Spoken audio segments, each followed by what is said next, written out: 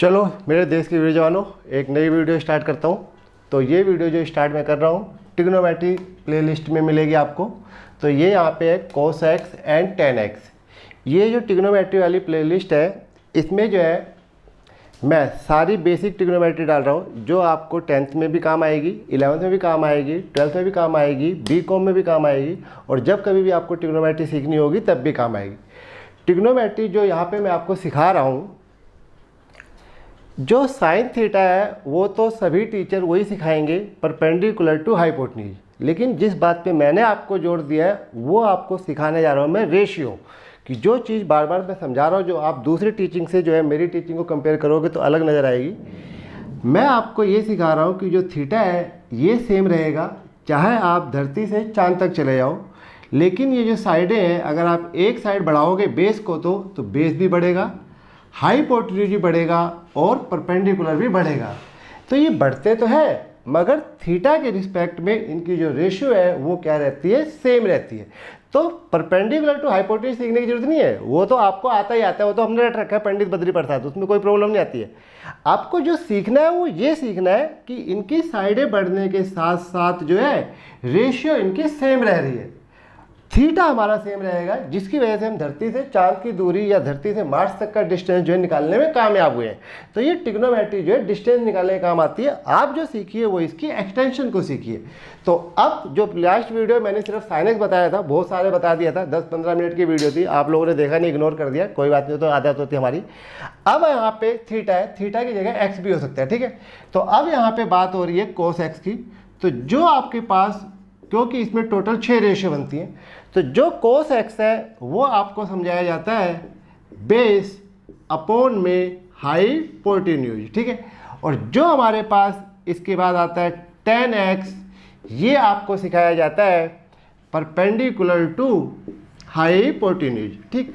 तो अपनी जहांगीरपुरी में एक टीचर है, पता नहीं कौन है, लेकिन जो है उसने एक बार बच्चों से पूछा कि जाके रामकृष्ण सर से ये पूछना कि पहले जो है साइन थीटा आया या कोस थीटा आया, ठीक है।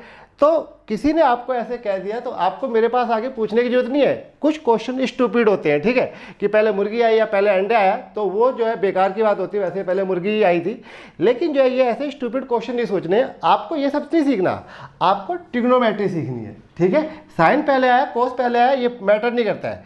तो जो मैं आपको सिखा रहा हूँ वो है थीटा। तो ये थीटा यहाँ भी हो सकता है, थीटा यहाँ भी हो सकता है, ये परपेंडिकुलर के सामने हाइपोटेन्यूज जाएगा।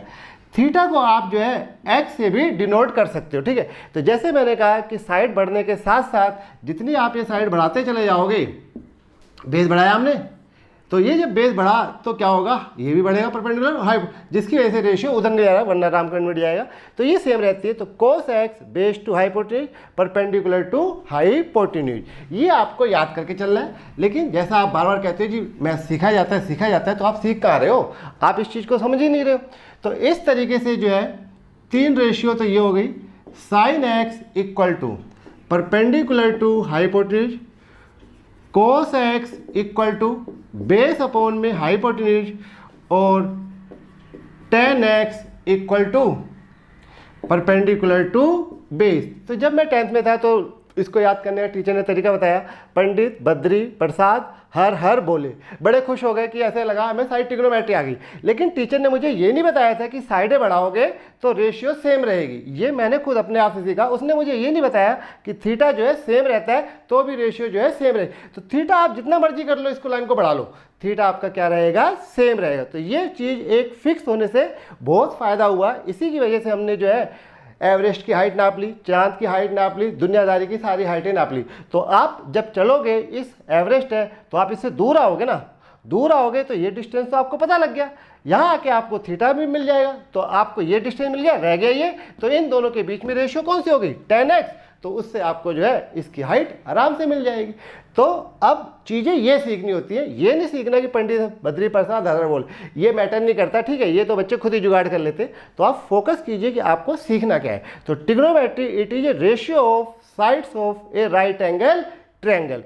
तो ये 3 रेशियो हो गई। अब 3 इसकी जो है अपोजिट होती हैं, राइट, 3 इसकी क्या होंगी, अपोजिट होंगी। तो टोटल जो है एक राइट एंगल ट्रायंगल में 6 रेशियो बनती है। मुझे मेरे टीचर ने ये नहीं बताया कि जब आप 0 से लेकर 360 डिग्री तक घूमोगे इसी राइट एंगल ट्रायंगल को लेके तो ये पूरा का पूरा एक सर्कल हो जाएगा। तो जैसे मैंने आपको पिछली वीडियो में बताया था ट्रिग्नोमेट्री वाली में कि जब आप जो है ट्रिग्नोमेट्री यूज कर रहे हो, राइट एंगल ट्रायंगल ले रहे हो, तो ये पूरी की पूरी जो है 360 डिग्री तक जाएगी।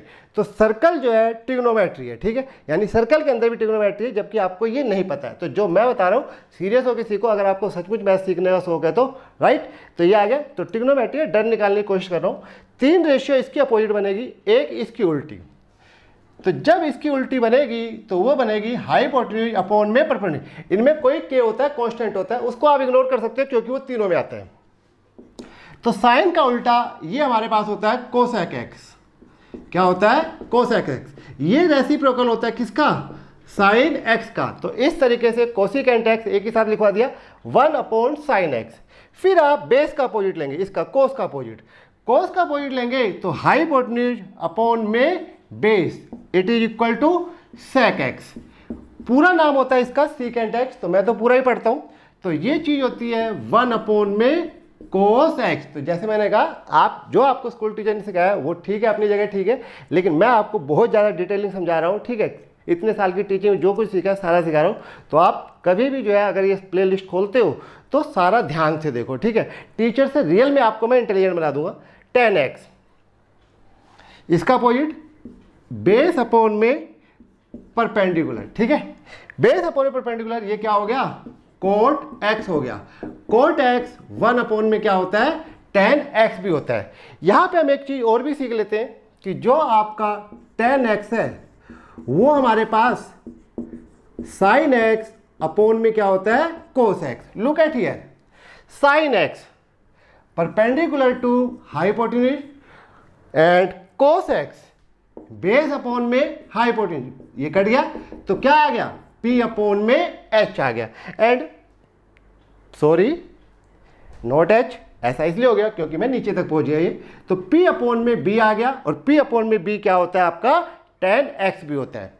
तो एक राइट एंगल ट्रायंगल में टोटल जो है पुराने ज़माने में लोगों ने जो है 6 रेशियो ढूंढी। उन 6 रेशियो को बार बार HP, BHP, HBP, PH बोला जाए तो दिक्कत आ रही थी, तो उसके लिए हमने शॉर्ट फॉर्म नाम ढूंढे।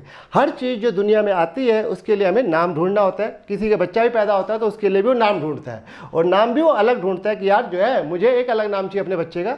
तो ये बच्चे पैदा हुए समझ लीजिए, और उसको जो है एक नए नाम दिए गए। तो नए नाम हमने दिए sine x, cos x, 10x, secant x, cosecant x, cot x. Sorry, मैंने वहाँ पे थीटा लिखा था, यहाँ पे एक्स। तो आप एंगल को किसी भी चीज़ से रिप्रेजेंट कर सकते हो। तो ध्यान से देखिए, ये आपके 10th क्लास में भी काम आएगी, 12th में भी आएगी।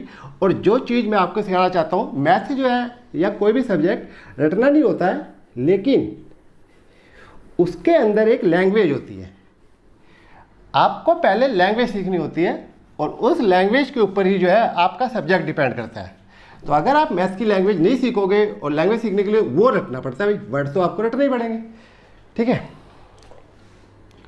तो जो आपका एंगल है वो मोस्टली डिनोट करना है इस तरीके से, थीटा से, एक्स से। अभी हम 11th में आएंगे, 12th में जब आएंगे तो उसकी जगह ए भी आएगा, एंगल बी भी आएगा, एंगल एक्स भी आएगा, एंगल वाई भी आएगा। तो वो तो आप 11th की सीरीज में देख लेना, ठीक है। तो ये एंगल, तो अगर हम जो है साइन थीटा लिखते हैं और साइन एक्स लिखते हैं तो सेम थिंग, राइट। थीटा जो के सामने परपेंडिकुलर होगा, 90 डिग्री के सामने हाइपोटेन्यूज। तो राइट एंगल ट्रायंगल का कमाल है ये। Cos theta equal to cos x, same thing. Tan theta equal to 10x, same thing, ठीक है। ये पूरी बात सभी के लिए लागू होगी। अब जैसे मैंने कहा कि ये लैंग्वेज है, आपको याद करनी चाहिए, ठीक है। तो इस तरीके से ट्रिग्नोमेट्री बेसिक जो है ये मैंने आपको यहाँ पे समझा दी कि आप किसको जो है क्या समझेंगे। जो कुछ आपने सीखा है सारे टीचर ऐसे ही सिखाएंगे, लेकिन मेरी तरफ से जो आपको समझाया गया है वो ये है कि थीटा सेम रहेगा, साइडें बढ़ती रहेंगी। और बड़ी मज़ेदार बात यह है कि साइडें जो बढ़ती हैं उनकी रेशियो क्या होती है, सेम होती है। ठीक है, रेशियो का एग्जांपल मैंने H2O के टाइप में आपको समझाया था। अब अगर आप रेशियो नहीं समझते तो दो चीज़ों का मिलन होता है। ठीक है, दो चीज़ें, तीन चीज़ें, चार चीज़ें मिलाई जाती है। तो जैसे दूध होता है तो दूध में पानी भी होता है, या चाय होती है, चाय में दूध भी होता है और पानी भी होता है। तो अगर चाय का और पानी का, दूध का और पानी का कॉम्बिनेशन रेशियो ठीक होगी तो चाय टेस्टी बनेगी, अदरवाइज वो टेस्टी बनने वाली नहीं है। तो ट्रिग्नोमेट्री, तो जितनी मैं फालतू की बकवास करता हूँ इस पर भी थोड़ा सा आप लोग ध्यान दे लिया करो। ठीक है, तो जो बच्चे जो है पूरी ट्रिग्नोमेट्री को अच्छे से सीखना चाहते हैं, पूरी वीडियो को देखो। ठीक है, इसलिए मत देखो कि यार मुझे पैसे मिलेंगे, पैसे नहीं मिलने, पैसे बहुत हो गए मेरे पास। आपको जो ये सीखना है, तो मैं आपको सिखाने के लिए ये वीडियो बना रहा हूँ, ना कि जो है कुछ और करने के लिए। ठीक है, पैसे कमाने की कोई वो नहीं है, वो तो है मेरे पास, जितना चाहिए, नाम भी है मेरे पास। लेकिन ये चीज़ आपको जो है सिखाने के लिए टीचर लोग जो है वो ऊट पटांग सिखा देते हैं। तो ऊट पटांग सीखने की बजाय आप सीधा सीधा ये देखिए। ठीक है, ओके बाय, समझ गए, चलिए।